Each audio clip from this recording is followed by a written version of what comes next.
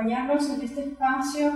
Hoy, en Directo al Grano, hablamos sobre una ley que recientemente el Congreso Nacional aprobó. Se trata de la Ley de Inversión Público-Privada, un instrumento legal que, según sus impulsadores, permitirá la creación de empleos a través de una alianza entre el Estado y la empresa privada.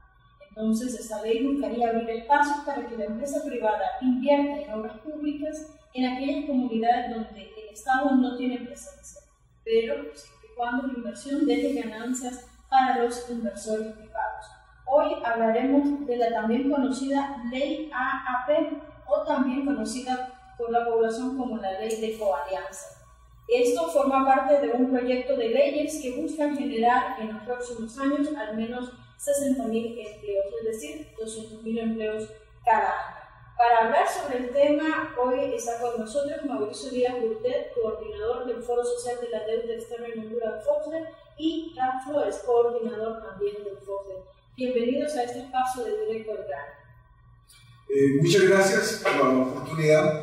De hecho, en el FOSDE hemos venido intentando tener una cantidad de reflexiones vinculadas con diferentes iniciativas de naturaleza jurídica que tienen que ver con el asunto económico del país, y no hay duda de que la nueva ley, que intenta tener también una reactivación de la inversión a nivel nacional, es una ley muy importante, en tanto que también implica bastante hasta dónde va a ser orientado el recurso público, cuáles son las inversiones públicas de mayor notoriedad y magnitud que pudieran haber en el país, y desde luego una alianza de manera concreta en la que un sector del propio sector privado podría tener como un negocio en el futuro inmediato. Estamos hablando de cosas también que vayan a extenderse demasiado.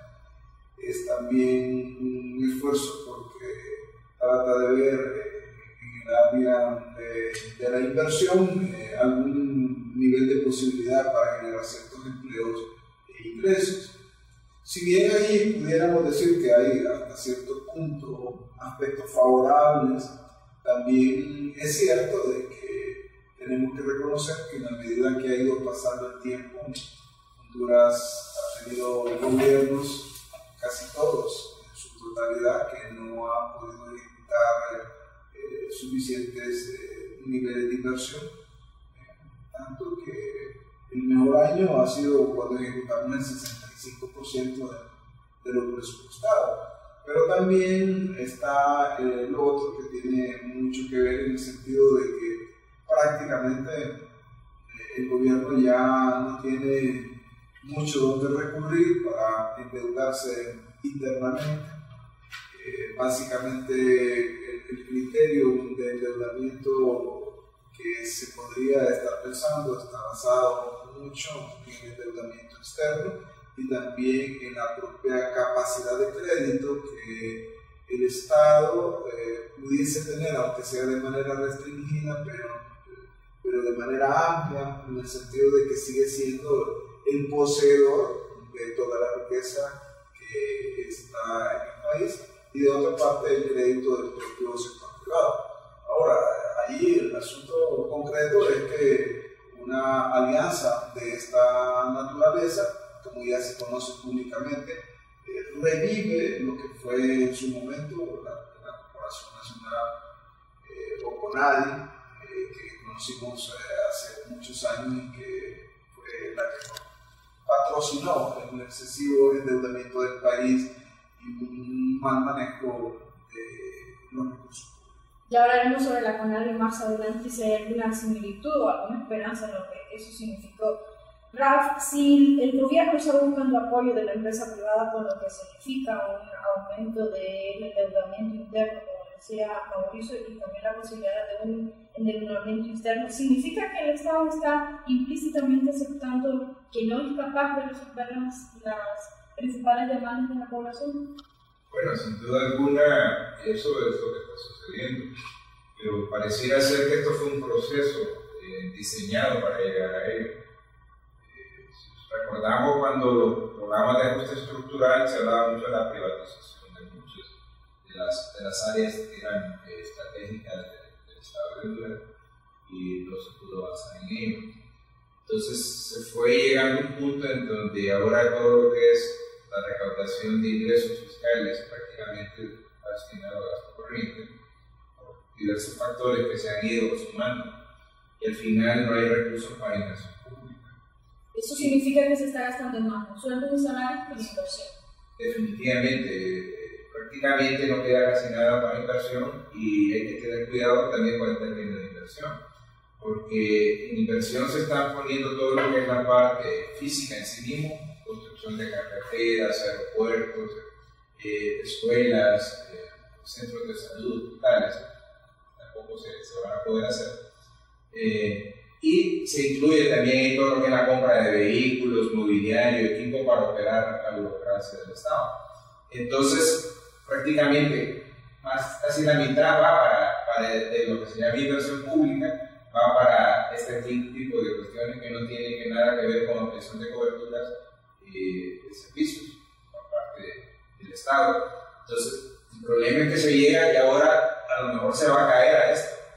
Que estos tipos de servicios, como el Estado no tiene capacidad de ampliar coberturas físicas, tendrá que ser a través de esta ley, por lo cual se corre el riesgo de llegar a niveles de privatización de servicios, que son servicios orientados a la población, pero prestados a través de Decía yo al principio que esta ley, la ley que regula la participación de la empresa privada con el Estado, es parte de un programa que el gobierno le llama Pacto, el programa para activar el trabajo y la oportunidad, que incluye 6 iniciativas. La ley para la inmigración legal de trabajadores, esta ya fue aprobada, la ley del empleo por horas, que está en socialización y en una fuerte resistencia del sector obrero, la ley de generación de empleo rural en zonas urbanas marginales, la ley de promoción y protección de inversión, que se entiende que todavía no se ha aprobado, y la aprobación de contratos de energía renovable, además de garantizar que la empresa privada tenga ganancias con este tipo de inversiones. ¿Qué detrás realmente hay con este tipo de iniciativas que están impulsando, ya no con proyectos, sino con programas? Bueno, de hecho, tal vez aquí vale la pena rescatar que es cierto que el sector privado trabaja en función de obtener utilidades, pero el asunto es cómo lograr que haya un equilibrio adecuado y que no haya un abuso en términos de esas utilidades, pero también en términos de lo que significa ser el dueño final de los bienes que van a ser construidos a través de esta ley. Pero también es absolutamente cierto de que a partir de esta ley se despoja de las atribuciones que en términos de inversión pública tienen otras instituciones. Destaca de manera especial lo que tiene que ver con la Secretaría de Obras Públicas, Transporte y Vivienda, porque ya prácticamente todo lo que tendría que ver con el área de infraestructura, que es responsabilidad de esta Secretaría, pasaría a ser parte de esta nueva institución.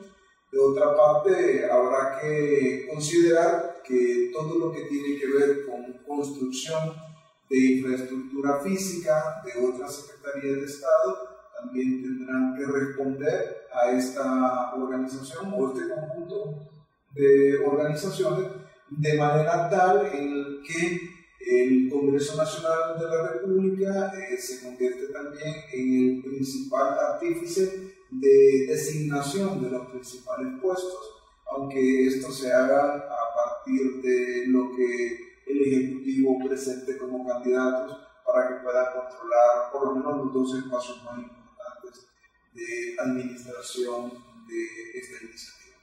Lo otro es... Antes, Mauricio, quisiéramos entonces centrarnos bien a detallar un poco de ahí cuál es el procedimiento, si nos explicará, para que una vez que se conozcan las miles de necesidades que tiene la población hondureña, la empresa privada y el gobierno digan vamos a hacer cuáles, cómo va a ser ese procedimiento, un poco para también en este momento la preocupación que hay es el tema de quiénes van a estar participando en esa coalianza, quiénes tendrán responsabilidad por parte del gobierno y quiénes tendrán responsabilidad por parte de la empresa privada. ¿Cómo es ese procedimiento? Bueno, yo creo que más bien, antes de entrar a ese punto, hay que señalar algo. La pregunta, ¿cuáles son ese tipo de inversiones que son necesarias, estratégicas del país, y a dónde están descritas? ¿Dónde está ese plan estratégico que me da base para poder buscar este instrumento de alianza público-privada para poder realmente ejecutar ese plan estratégico? No se conoce. Lo que conocemos es lo que es la visión de país, el plan para el año 2000 y tantos, pero no hay nada concreto que nos diga esta es la hoja de ruta de inversiones que el país requiere para poder avanzar y apoyar tales o cuales sectores. Empecemos por eso. Entonces queda como una especie de mercado abierto, donde cada quien va a proponer cosas y casi podríamos decir que en río revuelto van a ser pescadores, porque entonces las prioridades quedan definidas bajo qué criterios. Si no hay un plan estratégico, una hoja de ruta que me indique cuáles son las prioridades claras, y a nivel sectorial, y a nivel nacional, a nivel regional, a nivel territorial, no está nada de eso. Entonces casi se abre un pasar.